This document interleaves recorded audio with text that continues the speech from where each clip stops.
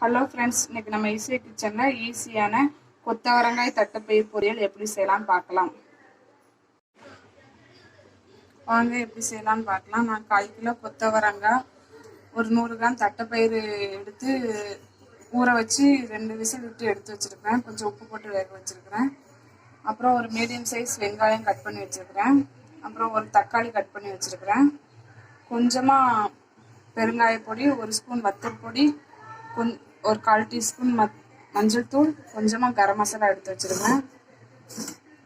இதில் சோம்பும் தேங்காயும் போட்டு 1/4 முறை தேங்காய் எடுத்து சோம்பும் தேங்காயும் போட்டு அரைச்சி வச்சுருக்கிறேன்.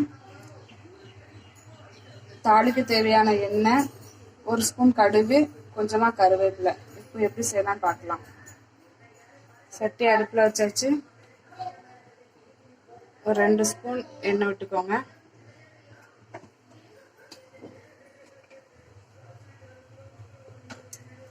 எண்ணெய் காஞ்சதும் கடுகு போட்டுக்கோங்க.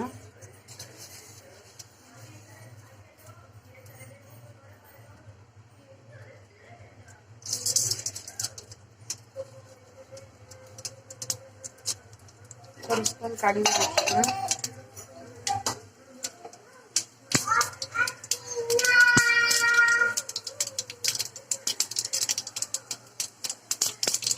கொஞ்சமாக கருவேப்பிலை,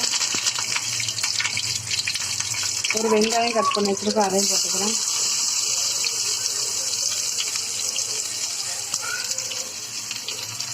வதக்கி விட்டுக்கோங்க.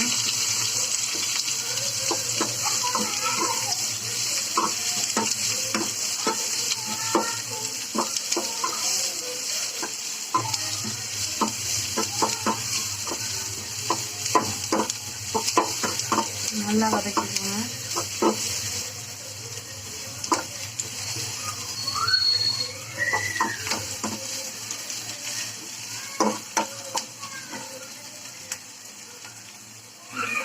வெங்காயம் வதங்கட்டும். வெங்காயம் வதங்கிருச்சு. ஒரு தக்காளி கட் பண்ணி வச்சுருக்கேன், அதையும் போட்டுக்கலாம்.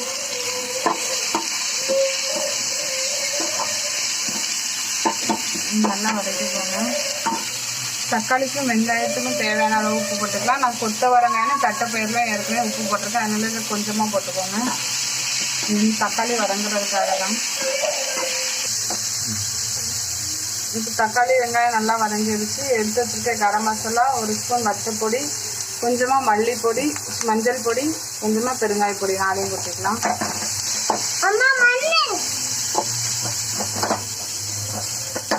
நல்லா பச்சை வடை போகிற அளவுக்கு வதக்கிக்கோங்க.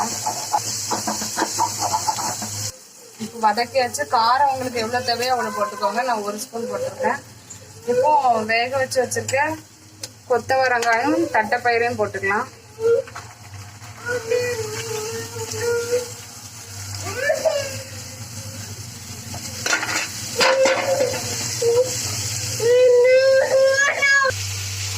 நல்லா கிண்டி விட்டுக்கோங்க.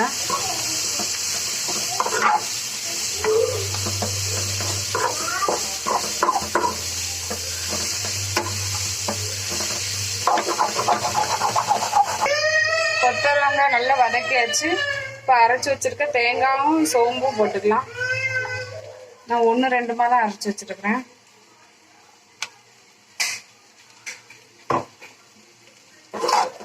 போட்டு ஒரு கிண்டி கிண்டிக்கலாம்.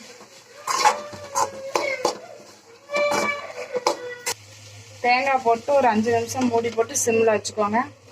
கொஞ்சம் நேரம் ஒரு 5 நிமிஷம் ஆகட்டும். அதுக்கப்புறம் பார்க்கலாம். இப்போ தட்டைப்பயிர் கொத்தவரங்காய் பொரியல் ரெடி ஆயிடுச்சு. ஒரு கிண்டு கிண்டிக்கோங்க.